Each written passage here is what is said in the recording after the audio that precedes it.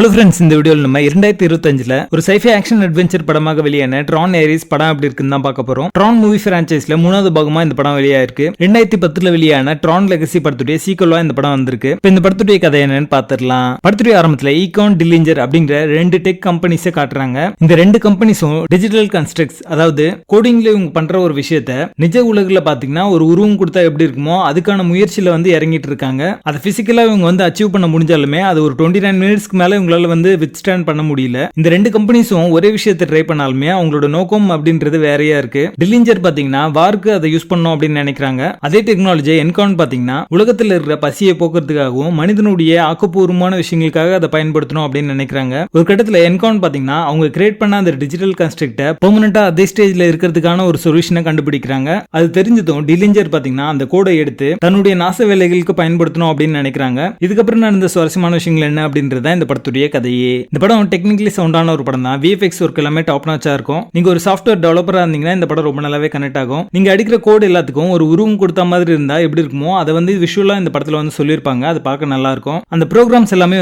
சண்டை போடுற காட்சிகள் எல்லாமே பாத்தீங்கன்னா விஷுவலா ரொம்ப நல்லாவே இருந்தது பார்க்கிறதுக்கு. டில்லிஞ்சருடைய ப்ரோக்ராம்ஸ் எல்லாருமே என்கோருடைய சர்வரை ஹேக் பண்ற மாதிரியான ஒரு சீக்வன்ஸ் இருக்கும். இது நிஜ உலகில் பாத்தீங்கன்னா ஜஸ்ட் டைப் பண்ற மாதிரியான ஒரு சீக்வன்ஸ் தான். அதுக்குள்ள என்ன நடக்குது அப்படின்றத விஷுவலா போர்ட்ரே பண்ணிருப்பாங்க. அதுல வர ஆக்ஷன் சீக்வன்ஸுமே நல்லா இருக்கும். அதே மாதிரி ஹீரோயின் பாத்தீங்கன்னா ஒரு ரெட் பைக் எடுத்துட்டு ஓட்டும் போது வர அந்த சேசிங் சீக்வன்ஸ் எல்லாமே இன்ட்ரெஸ்டிங்கா இருந்தது பார்க்கிறதுக்கு. ஹீரோயின் ஏரிஸ் இவங்க 2 பேருடைய காம்போ சீக்வன்ஸ் எல்லாமே என்டர்டெய்னிங்கா இருக்கும். ஒரு காட்சியில 29 நிமிஷத்துக்குள்ள ஹீரோயின் ஏரிஸை கூட்டிட்டு அந்த என்கான் டவருக்கு போற மாதிரியான ஒரு காட்சி இருக்கும். அது இன்ட்ரெஸ்டிங்கா இருக்கும் பார்க்கிறதுக்கு. அதே மாதிரி இந்த படத்துல ஹோண்டா சிவிக் உடைய கார் ரெஃபரன்ஸ் வச்சிருப்பாங்க. அதுவும் பார்க்க நல்லா இருக்கும். சோ இந்த படத்துல நெகட்டிவ்ஸே இல்லையா அப்படின்னு கேட்டீங்கன்னா அதுதான் இல்ல. கனெக்ட் ஆகாத கேரக்டர்ஸ், பிளாட்டான ஸ்கிரீன் பிளே, இந்த மாதிரியான விஷயங்கள் இந்த படம் முழுக்கவே இருக்கும். அதனாலே பாத்தீங்கன்னா யார் ஜெயிக்கிறா யார் தோக்குறா அப்படின்றதே நம்மளுக்கு பெருசா தோணாது. ஏதோ ஒன்று போயிட்டு இருக்கு அப்படின்ற மாதிரி தான் நம்ம படம் பார்த்துட்டு இருப்போம். வில்லனோட ரோலுமே பாத்தீங்கன்னா இன்னும் கொஞ்சம் ஸ்ட்ராங்கா வச்சுக்கலாம் அப்படிங்கிற மாதிரி தோணுச்சு. சோ நான் சொன்ன விஷயங்கள் எல்லாமே பாத்தீங்கன்னா தனித்தனி சீக்வன்ஸா நல்லா இருக்குமே தவிர ஒரு படமா வச்சு பார்க்கும்போது பெருசா கனெக்ட் ஆகல அப்படின்னு தான் சொல்லுவேன். படத்துடைய பேசிங் ஆவரேஜா இருக்கும். தேவையில்லாத சீக்வன்ஸ்லாம் ரிமூவ் பண்ணியிருந்தாங்கன்னா பெட்டராகவே இருந்திருக்கும். மொத்தத்தில் இது ஒரு one time watchable scifi action படமாக வந்திருக்கு. படத்தில் அலர்கான இல்லை. இந்த படத்தை நீங்க ஃபேமிலியோட பார்க்கலாம். ட்ரான் ஏரிஸ் படத்துக்கு எங்களோட ரேட்டிங் 5 out of 10.